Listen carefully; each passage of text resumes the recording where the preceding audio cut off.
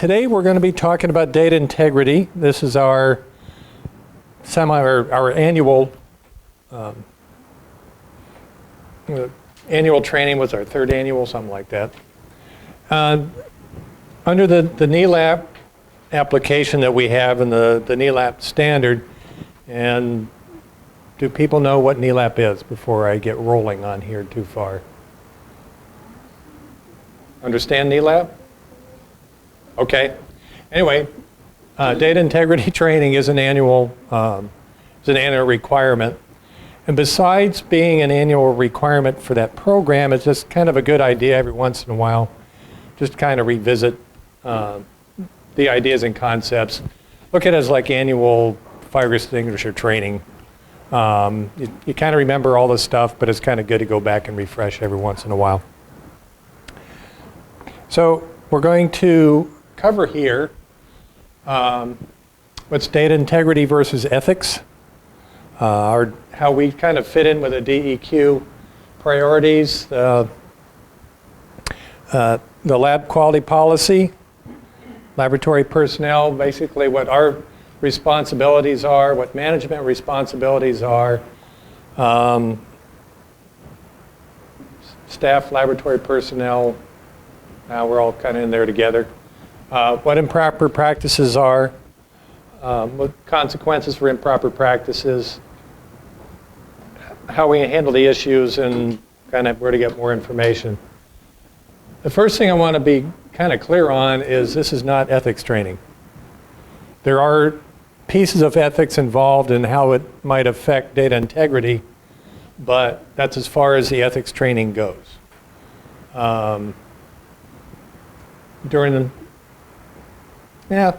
Ethics training in general is a little too far encompassing for us, and I know we use ethics and data integrity kind of interchangeably a lot of times.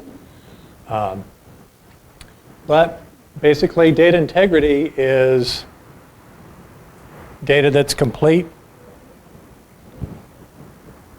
The characteristics of the data are known. All the business rules, the procedures for how we kind of put it all together. And all the dates, definitions, lineage, and that kind of thing.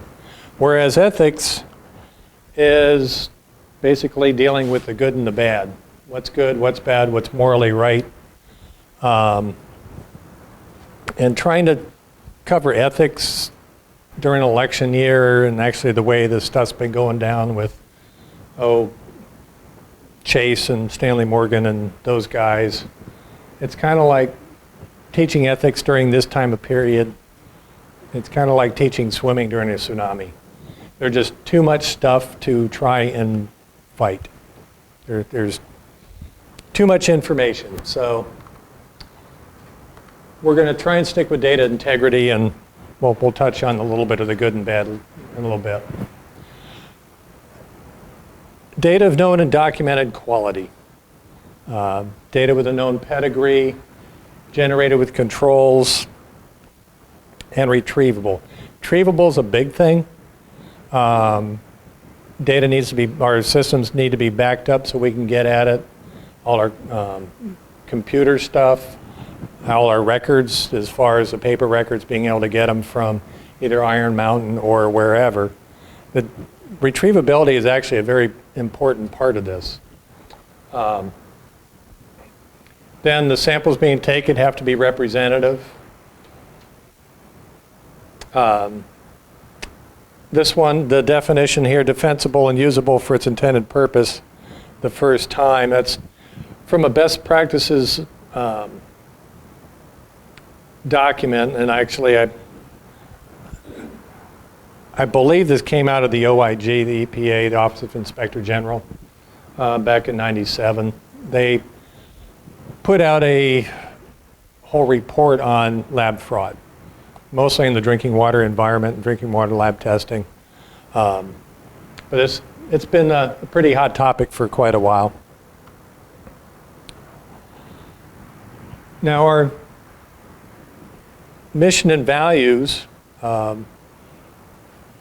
how we can be a leader in restoring, maintaining, and enhancing the quality of organs, air, land, and water, we have to be able to make reasonable decisions, make valid decisions. And that has to be based on environmental results and of data of known and documented quality. So all these values here, there's a bunch of them. And this actually, all these values and the mission all come out of the EMT, Dick Peterson. This information is available up on QNet, so we all kind of have a general idea of where we're all going. And our policy, our quality policy, very much aligns with the values. So basically, this is what, there's a lot of stuff here to read. I'm not going to sit here and read it to you. Simply put, our job is to deliver good data so we can make decisions of known and acceptable quality. So we actually have a very key role in the agency's processes, even though we're sort of off the beaten path within the agency a lot of times. We're very fundamental to them, to the agency as a whole. Now, as far as like a product, what does the agency DEQ offer? And what we offer is knowledge, expertise, and integrity. And if we sort of throw any of these away, then DEQ is sort of nothing.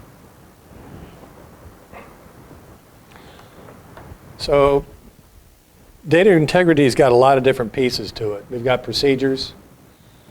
Those explain how we do things. It gives a historical basis for how things were generated. Common language, language. Nobody pointed that one out last time. I got another typo in here that I was told about yesterday, but this one we got by folks. Common language and definitions. And actually, this is something that we're trying to work on, I think, as a whole within the agency. I'm on this inspection breakthrough team. And one of the things we noticed is that we have different interpretations of the same word. Even the word inspection. There's what comprises an inspection. And then there's this technical assistance thing. Is that an inspection or no? And it's, we don't actually have a total common language, and it's something we definitely need to be working on as an agency. Document control, that is set up to make sure that everybody's using the right procedures, the most current ones. Record management is make sure we don't lose our records, that we have a good trail. We validate our methods to make sure that they work before we use them. Proficiency testing, those are check samples that we buy and that are unknown. We run them on a regular basis to be able to demonstrate that what we're doing is good. We calibrate our instruments. We do maintenance on our instruments so they're in good running order.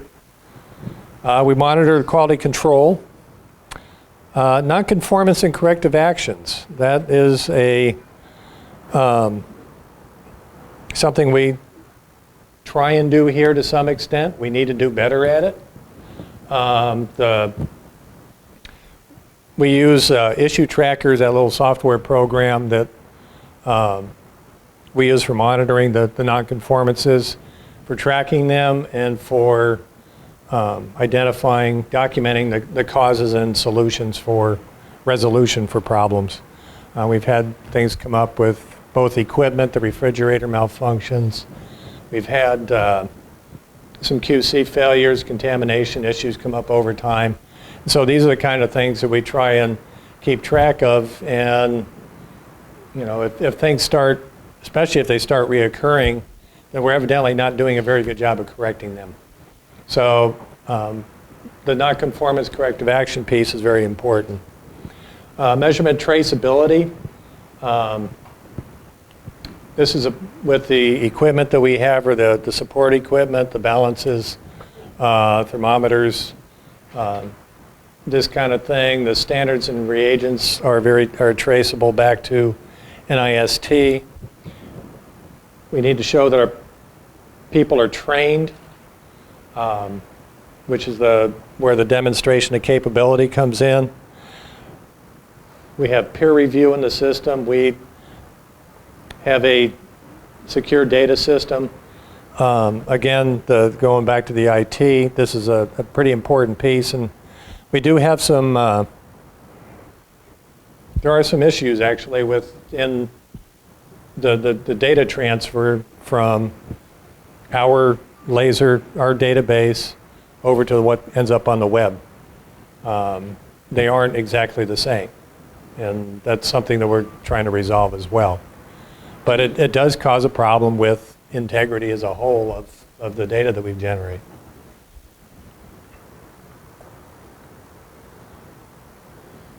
So what are we supposed to be doing? Well, following the policies and procedures. Lab quality manual. How many know that we have one? Good, okay. How many have read it? Yeah, come see, come saw. We have another one. Actually, there's a new version coming out again fairly soon. I think I've incorporated all your suggested changes, Linda. Thank you very much. And there aren't any, there's only one section, I think, in the upcoming version that is significantly different, and that's regarding purchasing, because we've totally changed how that process is done. There's a few other things here and there. There's a lot of editorial kind of editing that went on with it, but it's substantially the same as the previous version. It should be, actually. We should just be touching it up every once in a while to keep it current. So we do try to update the QA manual, at least review it annually. Quality system procedures, those are SOPs. Those are also the things like the login, control limits, which actually needs to be updated, corrective actions, these kind of things. And then there's the technical procedures, the actual SOPs for the methods that we're doing in the tests. We need to be conducting our work according to the procedures. If you find that, actually it works out good, we got a couple of new people around. When we're training them, please use the SOPs to train them. If you find that this is a real easy way to tell whether or not we've got anything wrong in the SOP, is use them during training, because then you go, oh, wait a minute, we don't do that anymore. Then we can update the SOPs. It's a really good time to look at things. Maintain the integrity of the data files, both printed and electronic. We need to do probably a little bit better job of backing up our instruments. There's a level of risk if they don't get backed up on a very routine basis. But we monitor our work. We communicate, should be communicating with each other. I think we do a pretty good job of that, actually. Proactively solve issues rather than react to problems. Issue tracker, I've kind of already touched on that. And if I should have been tapped into the network here, then I could have given a little demo and a plug for issue tracker, but I didn't. Anybody have any questions about it later, come find me. I'll be happy to show it to you, walk you through the process. And perform duties in an ethical manner. There's that ethics piece. We should be looking at our methods periodically, and as I just alluded to, when we're training some new people, this is a perfect time to be doing that. Ask questions. Don't assume if you can help it.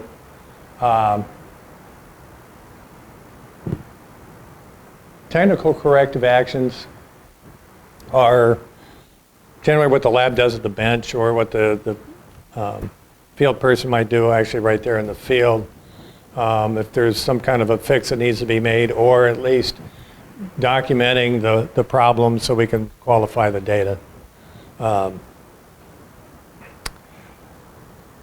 then flagging is a real important piece. They're commenting on the data because things do go wrong, so we need to be sure that we're doing that. Training. If you see something that is useful to you, talk to your man. Ooh. Yes, sir. And I'd also say we should try to use standardized comments instead of comments that are all over the place. Well, when we get the new system, they will be standardized. So there's a lot of hopes riding on the limbs. But yeah, not only will they be standardized comments, it'll look the same every time. It'll be the same character, means the same thing on every report. So you won't have a number one meaning one thing today on this report, and a number one means something totally different on some other report.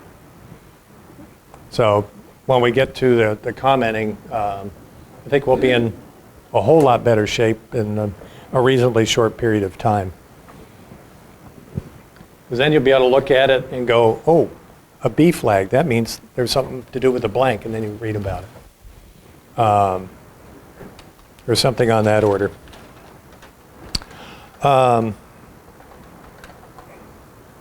Communicate with your manager or QAOs. We have the 3 quality assurance officers here. We have 2 in this room. Myself and Chris Redmond, and then Chris Moore, who's kind of working with the air toxics folks.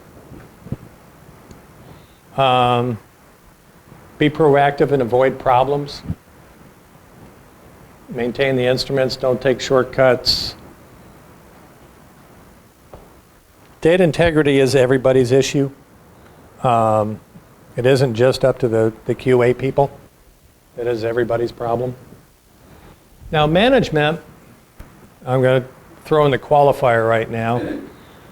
Management in our context here is the division administrator, the section managers, and the QA officers. This is basically how NELAP looks at the management structure. The QA officers are not management in this organization. But just in this context, I'm referring to management to kind of work with the NELAP type structure. So just want to be very clear on that concept. So establish and maintain, update the data integrity procedures. Monitor the data integrity, so do a little bit of internal auditing here and there. Provide a mechanism for confidential reporting. We do the annual data integrity training. Try to identify problems. Provide open communication. Notify our clients when problems arise. So people in the regions or the headquarters and things, let them know if we've got problems. Set a tone that promotes quality and ethics in the laboratory. Communicating expectations, and hopefully that they are in the same page as you all as far as training goes. Things come up. Try the heck to not be blaming people, but trying to look and see how we can fix stuff. And like everybody else, perform duties in an ethical manner. And I think our management folks do a pretty good job of that. Now, there's terms that get thrown around: improper practice, fraud. There's another F word in here, that fabrication. Improper practice is knowing or unknowing disregard for federal laws, our policies, procedures, or DEQ ones, or the lab policies, procedures. When I lived in California, you were allowed to make U-turns. You can make U-turns almost everywhere unless it says not to. Now up here you can't. Now, Thank goodness I didn't get any tickets for trying to do one. But coming from California and up here, you go making a U-turn, well, that's an improper practice. It's an unknowing one because you thought everybody could do it. So it's still an improper practice even though you don't realize you're doing it wrong. Is sort of what I'm getting at. So that's the big differentiation here. So whether we know we're doing something or not, it still ends up being a data integrity issue. Now falsification, this is my attempt at subliminal advertising. Intentional. This is all about intent, where it's an intentional improper practice. It's intentional misrepresentation to try and hide things. It's not by accident. It's not a mistake. It's all about intent. So that's the huge differentiation here. And then EPA goes off and also defines it. This is all part of their OIG report. Improper practices can be little minor things or they can be a little bit more significant. But either way, intentional issues are going to be a problem. That's going to cause everybody heartburn if we're dealing with intentional things. So we got discipline, potentially dismissal, and we'll get into that more in a little bit. Here's a few improper practices. Using incorrect method for drinking water samples, dumping hazardous materials, sending falsified data through the mail. 2 of these are data integrity problems. Which one is not? As materials is not a data integrity issue. It's an improper practice, but it is one that, at least from our perspective here, does not deal with data integrity. But we're still not going to do that. How do you define the mail? Does that include email? Text? Well, although the bulk of the, not the bulk of them, but a good hunk of the actual prosecutions that they have been able to nail down have been through mail fraud. And it's mostly postal mail, I think, but actually I don't know what they're doing with the email fraud at this point, how that plays out. But it had been using the postal system for passing fraudulent information. So that's been the bulk of them in the past. I'm not sure how that mail fraud thing's actually working in the high-tech world now.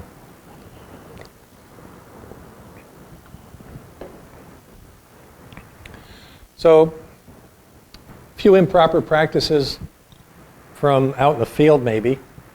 We'll get to the lab people in just a second. Altering or biasing a sample during collection.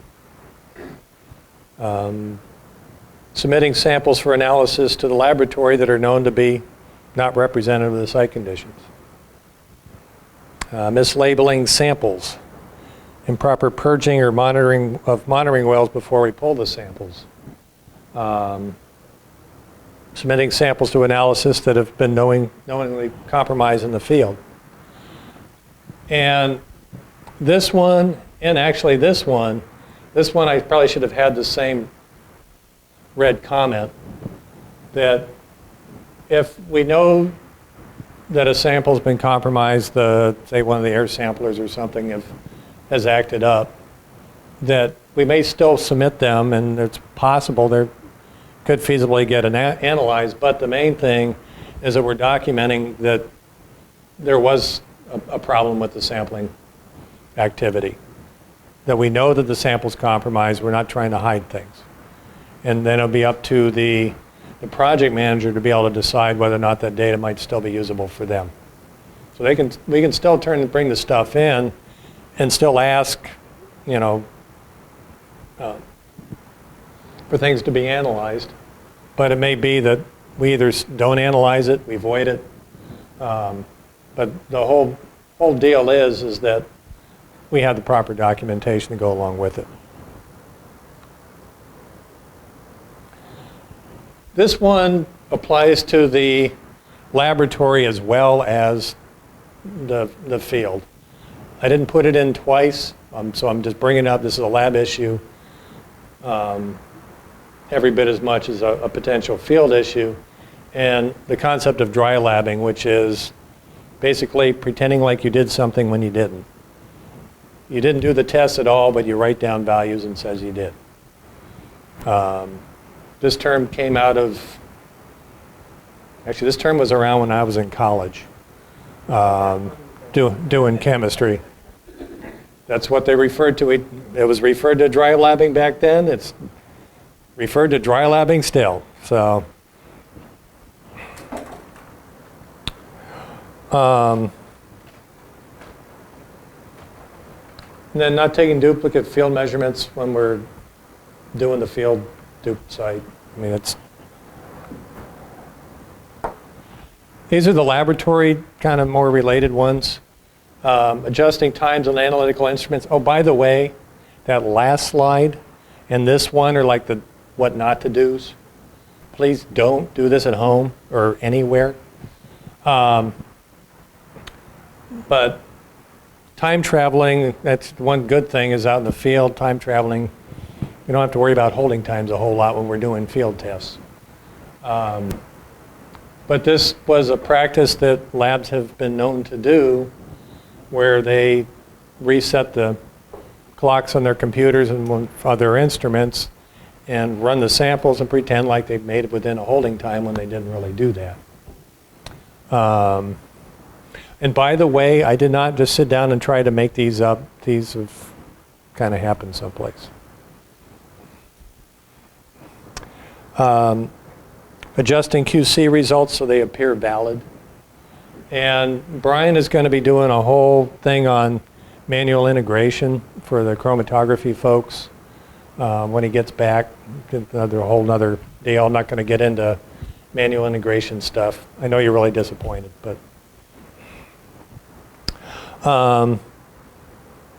failing to not putting comments down when QC samples have failed. Dropping calibration points from the middle of the curve. There are some exceptions to this. If you've got, documented, the tube flat out broke, you know that something didn't happen. Now you can go back and rerun it. Feasibly, you could just drop it. But there's very limited rationale for this, and it has to be incredibly well documented if you're going to think about doing it. Dropping the low point of the curve and not adjusting the LOQ. Reporting data that's not been bracketed by a CCV. A lot of organic methods use internal standards and they don't actually run CCVs all the time. So this doesn't apply to them. But for the methods where we are running CCVs, bracketing CCV to show that our equipment's still in calibration, this applies. It would be an improper practice. Running multiple QC and only reporting the passing results, or only paying attention to the passing results. Seen folks, well, they put a couple of CCVs back to back, kind of run them in the sequence, and the first one passes, second one fails. Well, they sort of ignore that failing one and just keep right on running. And that doesn't go over very well. Because basically at that point, you haven't demonstrated that you're in control anymore. The logic is that if the first one failed, if you immediately run a second one right after that and show that it's okay, then you can proceed forth. It's not just it's not a good way to go at all.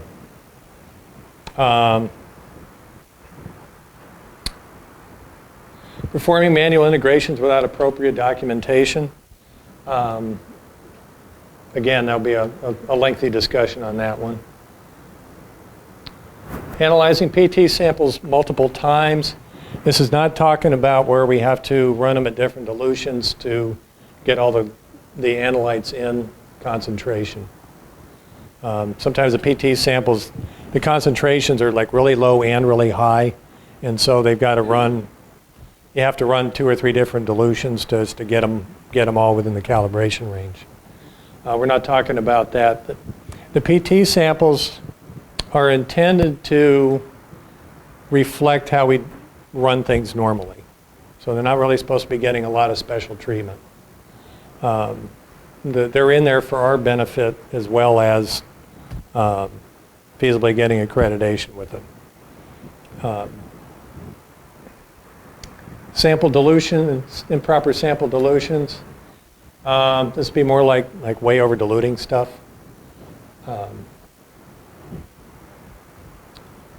Modifying subsampling procedures to get a cleaner or dirtier sample for analysis.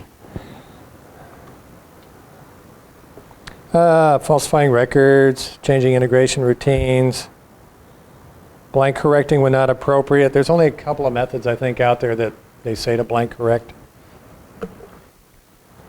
Signing off on stuff when you don't actually look at things is probably not a good thing to do.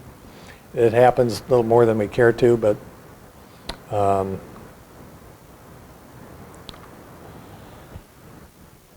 so let's get into motivation here. Sort of get in the role. Why do improper practices occur? Mostly by accident. Well, a lot of them are by accident. A lot of them where people aren't trained right. Now, I realize that inadvertent and accidental are repetitive, redundant, but we are government, so this is what we do. We're just made to be repetitive and redundant.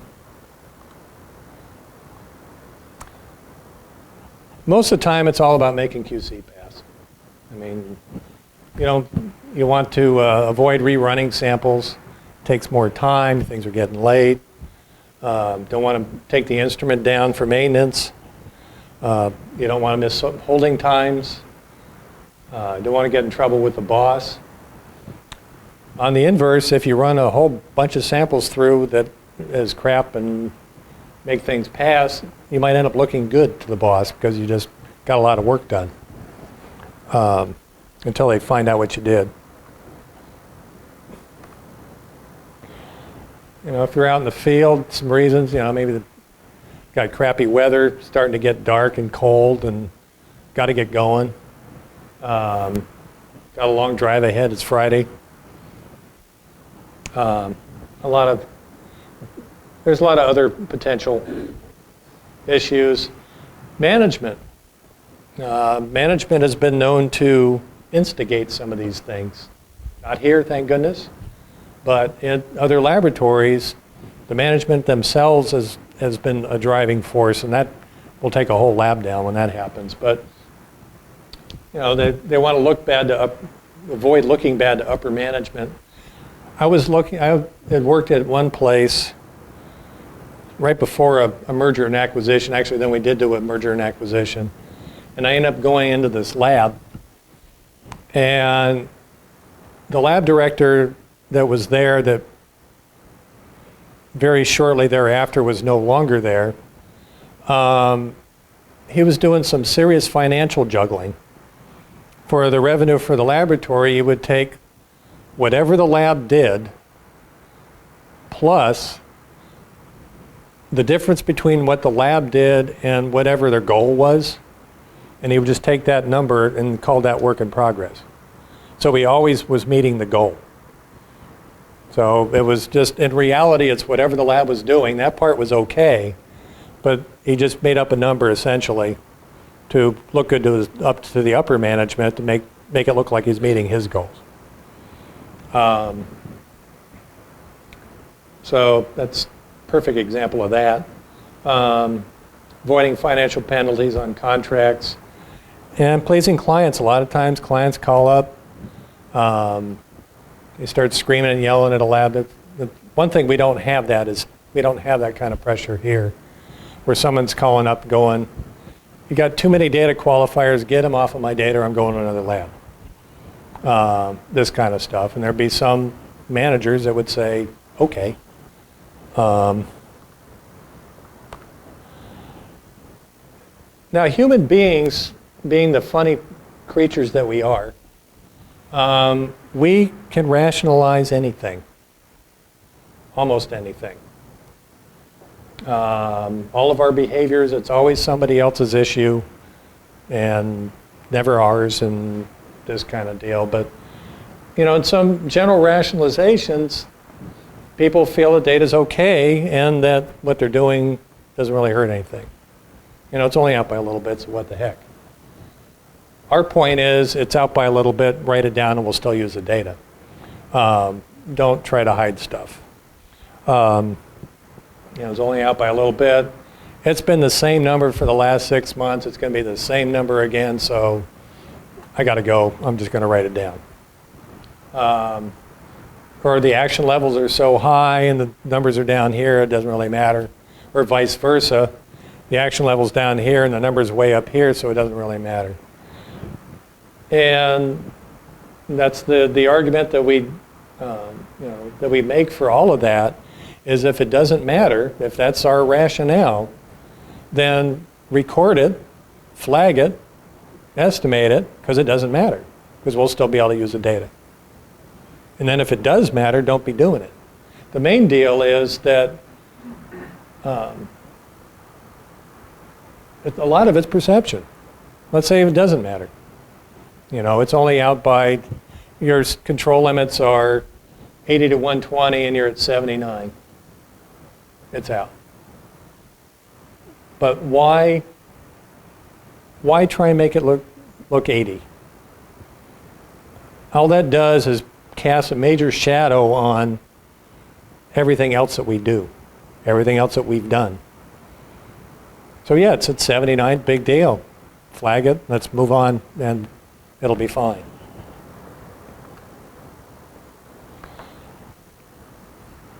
Other couple little items. I know they're guilty, so I'm going to go ahead and sample at the dirtiest place I can find. I'm going to make sure that they go down. Many more. Consequences for improper practices.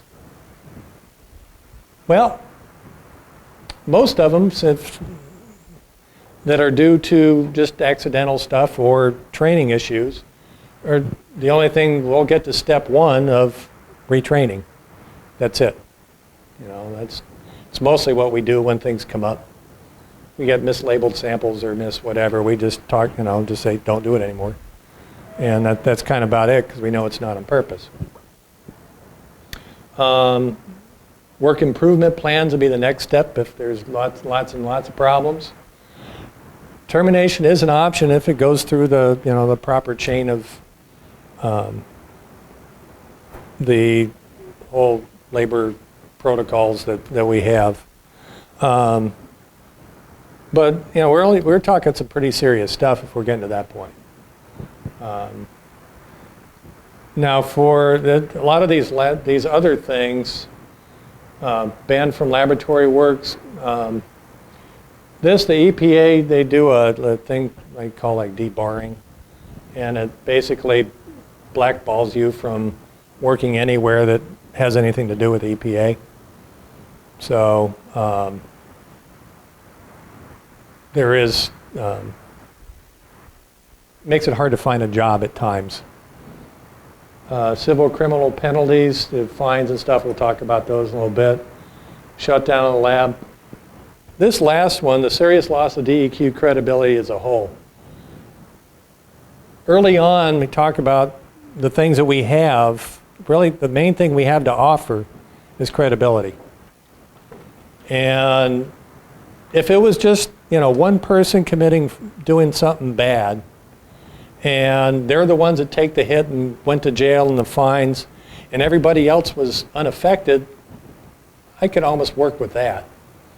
But the problem is it makes us all look bad. And the last thing we want to deal with is either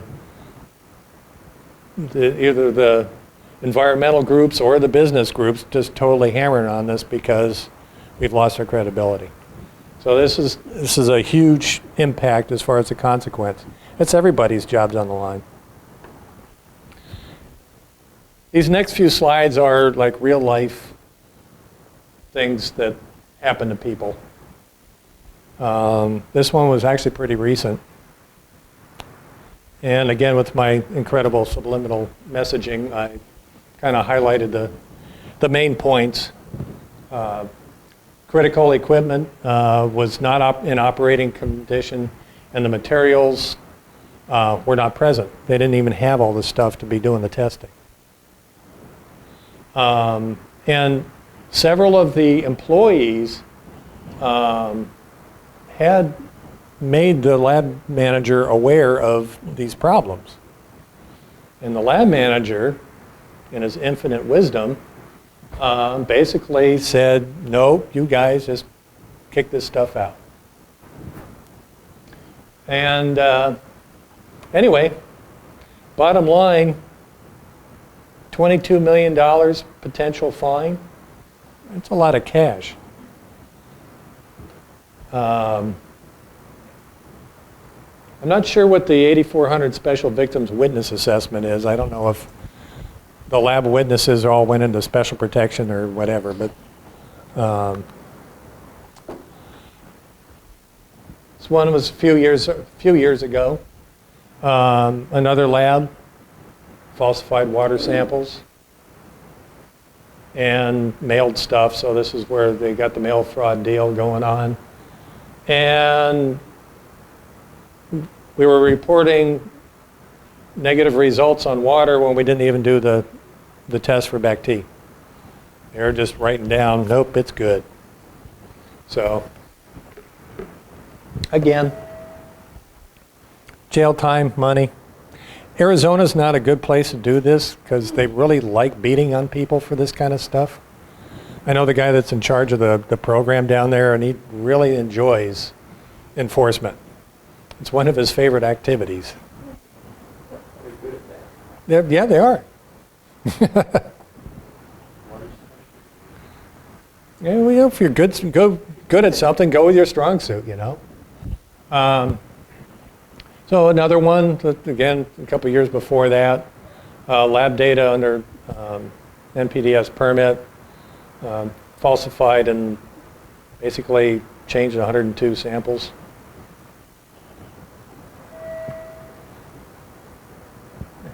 I should have got a little bit more detail. There's this is beyond lab fraud.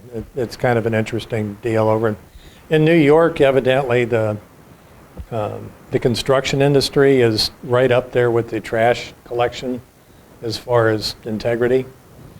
And they've had deals with asbestos testing.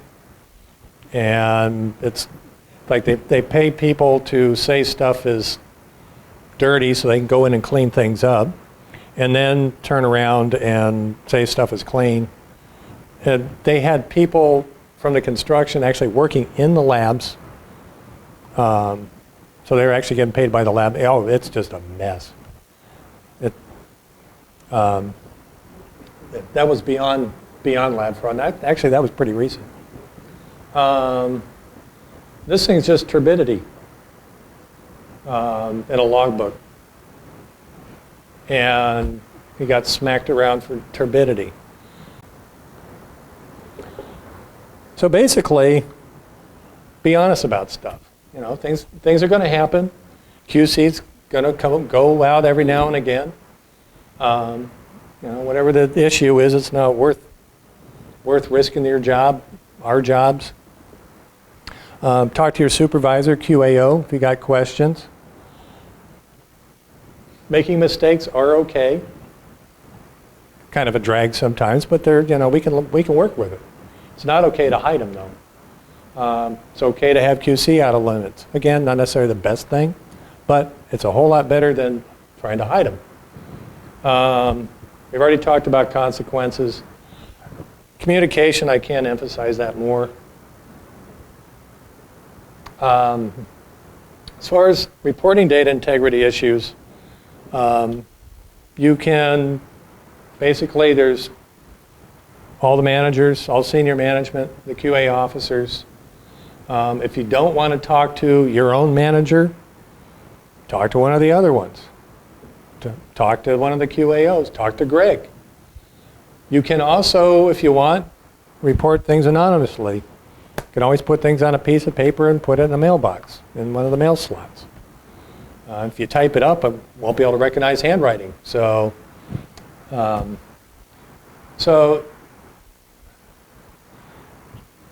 and there's a couple of things. One is that we definitely want to be handling stuff as confidential as we can. 2 reasons. 1, to protect the whistleblower. 2, to protect the accused. Because in a lot of cases, it very well may be that they're not actually doing anything wrong. It was just a misunderstanding, a misinterpretation, and you definitely don't want to have a stigma on you that said that you were doing stuff wrong. So, I mean, we definitely need to be protecting both sides of the coin here. I just said that.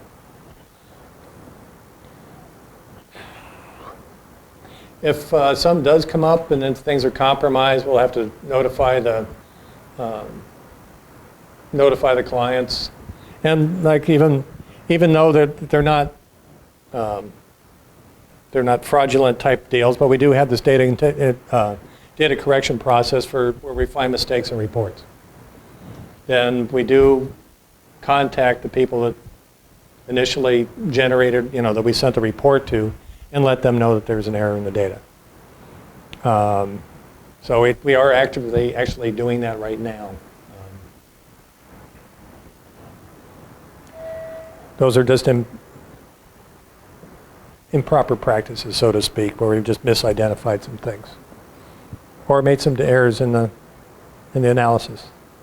You should not have to be worrying about retaliation. Like if you blew the whistle on somebody, there should be no repercussions on your end. If that comes up, then I want to hear about it as well. I know that there's generally a honor among coworkers, and there's always going to be a reluctance to rat out your fellow employee if something actually came up. I'm hoping that in my tenure here, while I'm here, that we never have to deal with anything like this. That's my goal. I had too much of it when I was working over in the private sector. It wasn't a lot of fun. But failure to report something is basically the equivalent to participating in it. If you're not reporting it, you have just condoned it and you are allowing it to continue. So you kind of need to report it even though you don't really want to.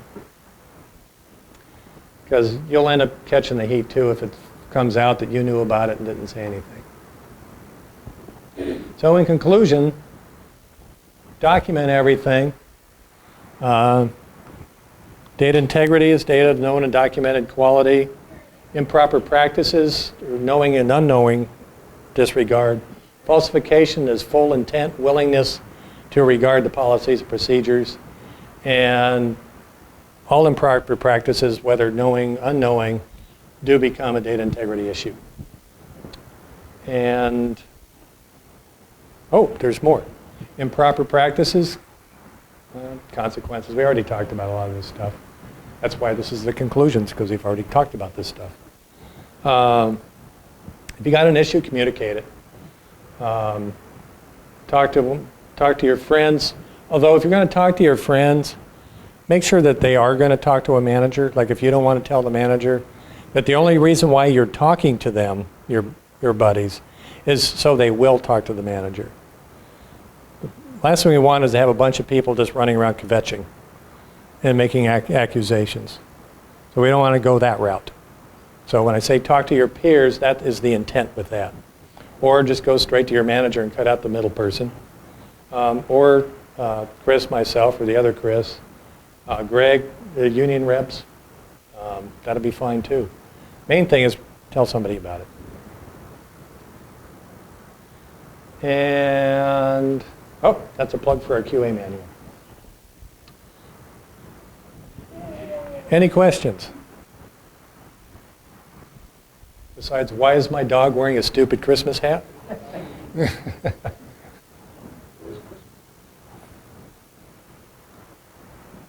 have a matching one? No, thank goodness. No, I mean, he just has a look on his face like, why is she doing this to me? My wife put that on his head. Isn't that what I just said? Does he look embarrassed or what? Yeah, but it's a sad state of affairs. If there are no questions. Okay. Well, very good. Thank you. Appreciate it. Yay. Another one done.